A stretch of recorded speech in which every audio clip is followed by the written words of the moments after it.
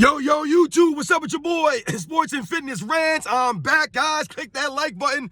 Subscribe to my channel. What's up, y'all? Welcome back, guys. Welcome back. Got another great video for you guys today, as usual. You guys know the deal on this channel, man. We must continue to put some respect on Michael Jordan, man. Stop the lies. Stop the narratives. You guys know the deal, man. You guys know the deal, man. And in this video, we're going to talk about Michael Jordan's iconic moments in the NBA Finals, right? Because Michael Jordan has more iconic moments in the NBA Finals than any other player in NBA's history, guys. That's right, 6 NBA Finals, and we're going to talk about the iconic moments of each NBA Finals for Michael Jordan. Because people must have forgotten, man. This goes to why Michael Jordan is regarded as the greatest basketball player of all time. It's the iconic moments when it mattered most for Michael Jordan, guys. We're talking about in this video. And I want to thank you guys, man, everyone across the world, everyone across the states, man, has been supporting my channel, guys. I am truly, truly humbled by all the support, man. Much respect to everybody in the membership. Shout out to my man E.T., the newest member of the Sports and Fitness Rant Club. My man E.T., man. So shout out to you. Shout out to everybody in the membership, man. Everybody that's supporting my channel. I'm truly humbled, guys. We must continue to stand up, stop the lies, stop the narrative, set the record straight, guys. Put some respect on these past errors that keep getting torn out, man. So thank you to everybody out there that's been supporting my channel, guys. And you guys know what to do, man. Turn the volume all the way up. Hit that play button. Remember, these videos are for educational purposes. And let's roll. So, yes, guys, you know the deal on this channel, man. Michael Jordan is considered by many people, right, in the world, by most, to be the greatest basketball player of all time. And, you know, when I talk to you guys about Michael Jordan on this channel, there are many different reasons why people consider Michael Jordan the greatest of all time. There's many different reasons, guys, right? But when we talk about Michael Jordan, one of the things that we often hear is Michael Jordan being the icon, right? The most iconic basketball player in the history of the game, guys. And those are the facts, right? Those are the facts. Michael Jordan has many, many, many iconic moments, guys. But the thing about Michael Jordan that separates him from many of the other all-time greats, I'm talking about the top 10, 20 greatest players of all time, is that many of Michael Jordan's iconic moments came when it mattered most in the NBA Finals, guys, right? You know, a lot of great players have great moments, right? In the regular season, right? In the postseason, they have many great moments. But not many of the all-time great legends have those iconic moments in the NBA Finals like Michael Jordan had. Like I said, guys, he had many moments in every single one of his NBA Finals, guys. He had an iconic moment, right? So let's think about this now, guys. When we think about Michael Jordan's iconic career, right, and the moments, and we're just focusing here on the NBA Finals, guys. This is not the playoffs or the regular season. This is just in the NBA Finals, guys. This is how crazy and iconic this man is. We're going to talk about all this stuff just in the finals. And in the 1991 NBA Finals, one of the most iconic matchups, right? Magic Johnson versus Michael Jordan, man. An iconic matchup between two of the greatest stars in the history of the game. Going head-to-head, leading their respective teams. Right? Magic Johnson was not old and washed up. This is still primetime Magic Johnson. No, this was not the quote-unquote Showtime Lakers. But the Lakers are still a very formidable team, guys. Once again, back in the NBA Finals in 1991. And in this NBA Finals, there were several iconic moments that Michael Jordan had, right?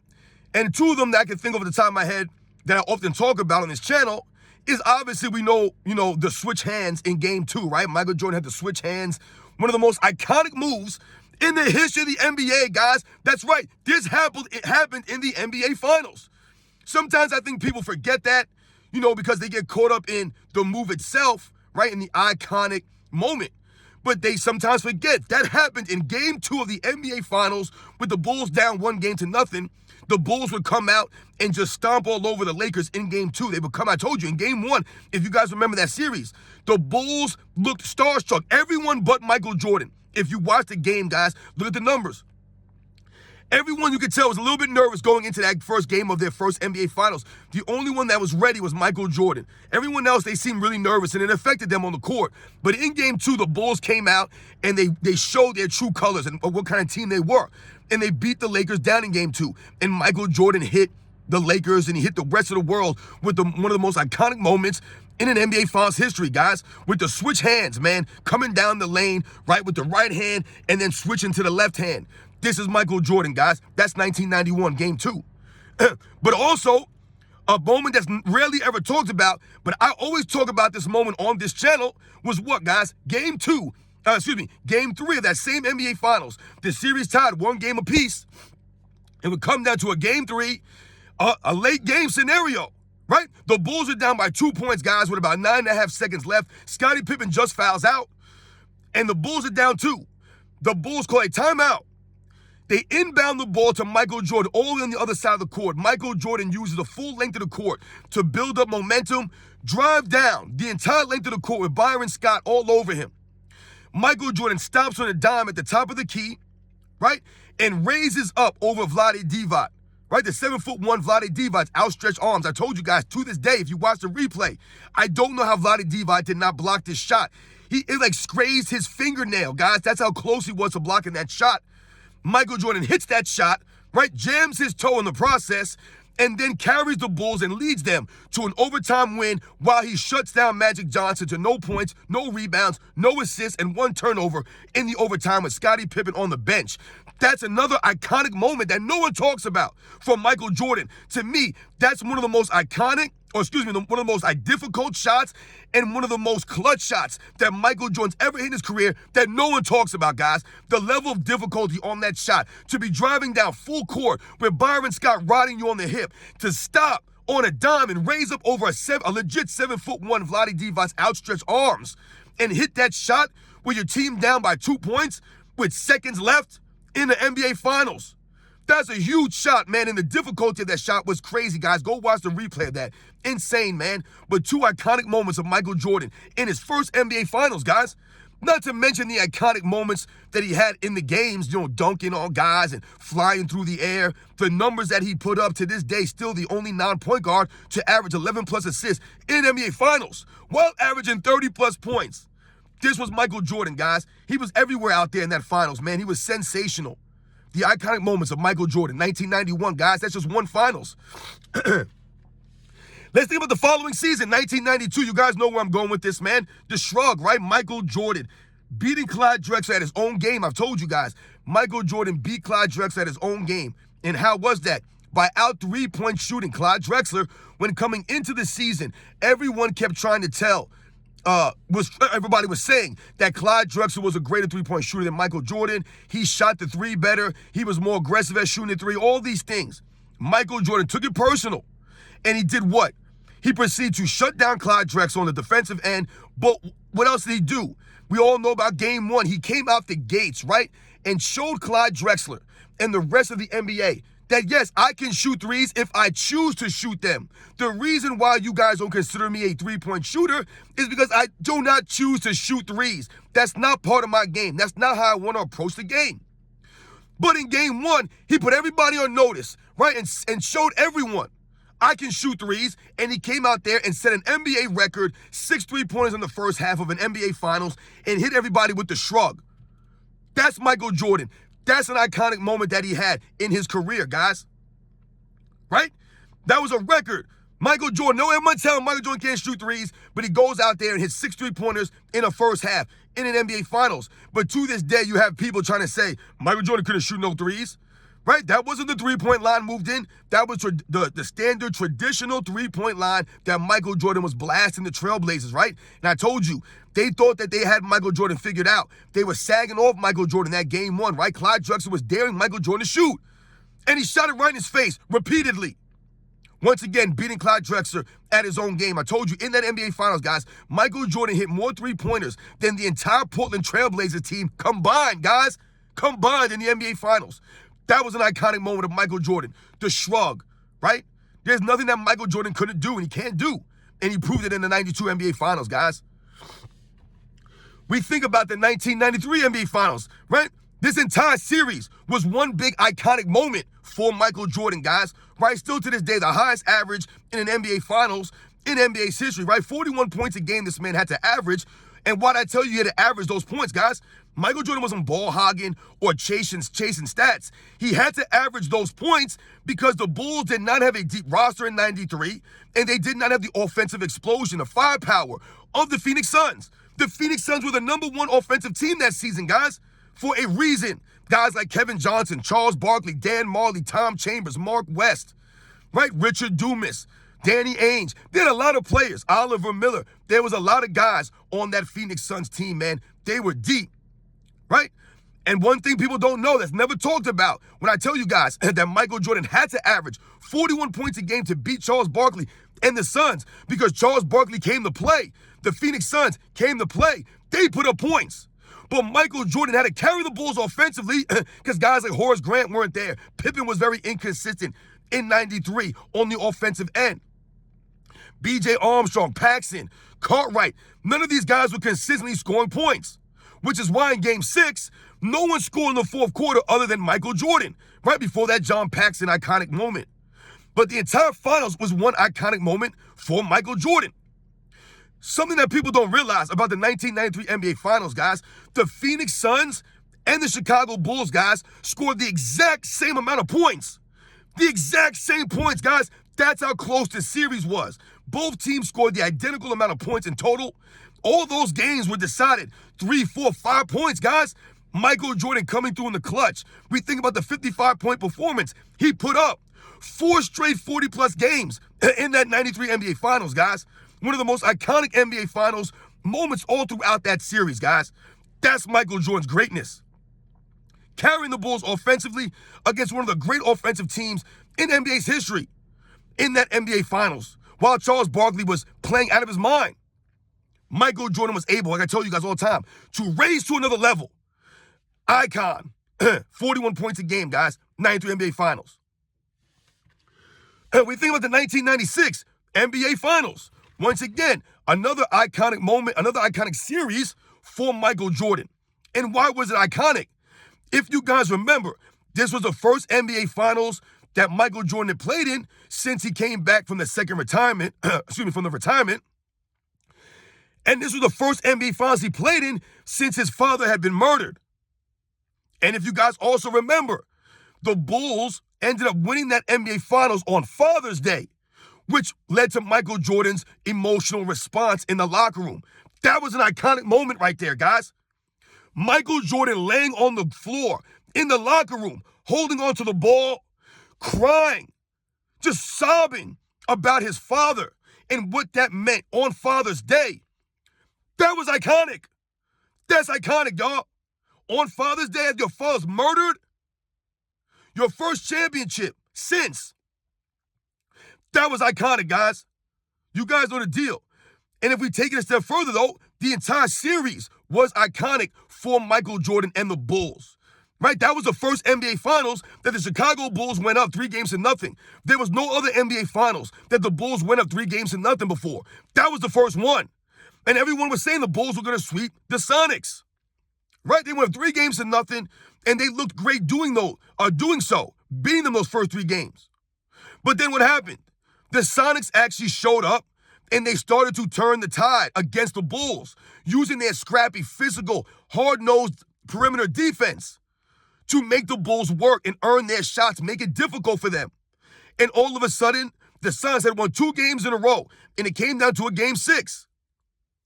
But Michael Jordan was there once again, guys, to lead the Bulls to their 4th NBA championship, capping off a 72-10 win regular season, right, with one of the most iconic seasons in NBA's history, guys.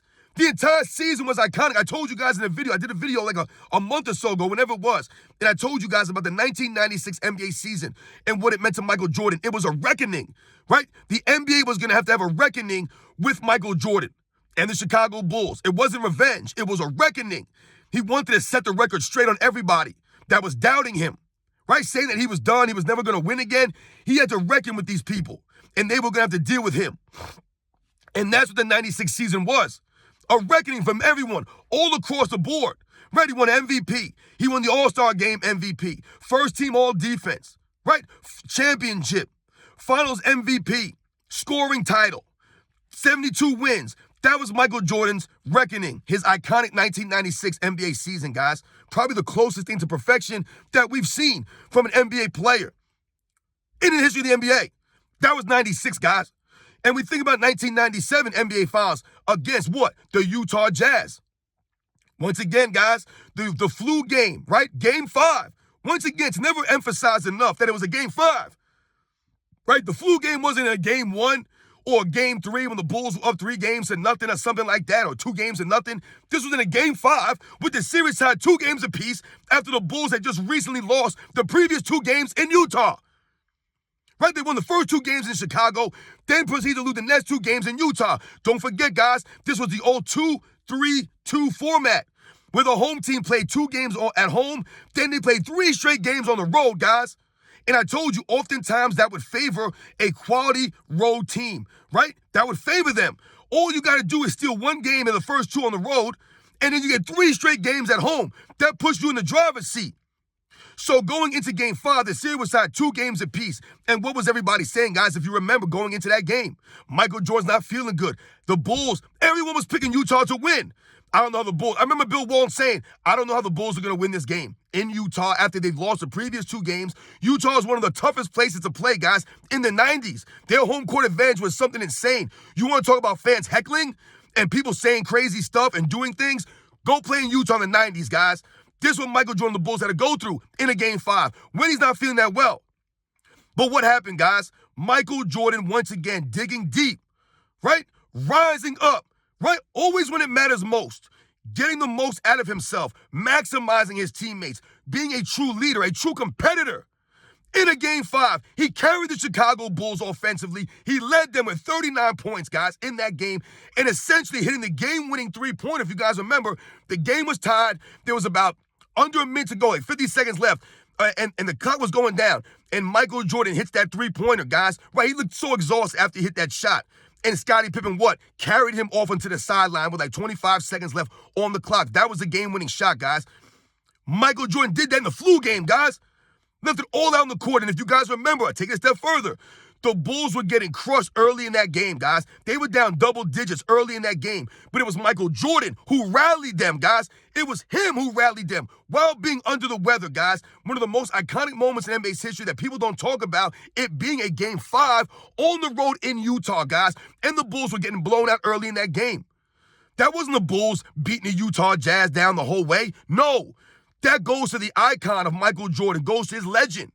This man literally had to play that way for them to win that game. They barely won. That's an icon, guys.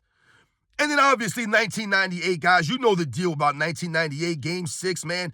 Michael Jordan, once again, man, with the greatest 3-play sequence in the history of the NBA, guys. There's never been a superstar-level player to win a title, right, that way, by making those 3 plays like that. I've never seen anyone else do this, guys. No one's ever done this to win a championship, guys, that way. No one.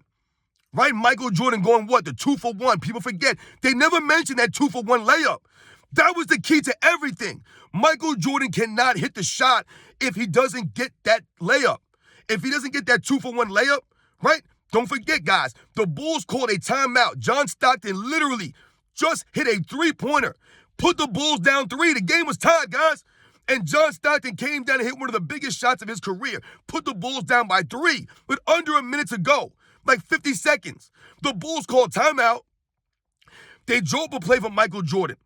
Right? Michael Jordan catches the inbounds and he immediately attacks the rim. Great defense by Byron Russell to almost strip the ball out of Michael Jordan's hands, but Michael Jordan with those big, large hands was able to hold and rip through the contact and finish the layup, even though Antoine Carr completely obliterated him.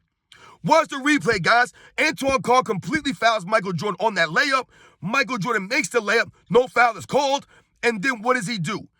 Then on the other end, he used his defensive IQ, his instincts to bait John Stockton into making that pass down to Karl Malone, right? He fakes like he was going to go through the lane and follow Jeff Hornacek through.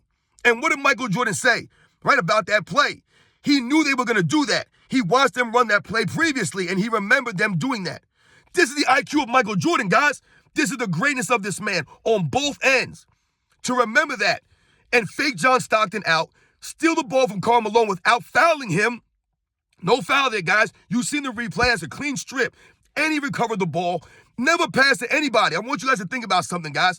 Those last 3 plays, no one touched the basketball except for Michael Jordan on the Chicago Bulls, guys. They inbound to Jordan. He scores the layup, strips the ball, and dribbles down and hits the shot. No one else touched the ball, guys, for an entire 3-play sequence on Chicago Bulls. That's called iconic. That's called Michael Jordan, guys.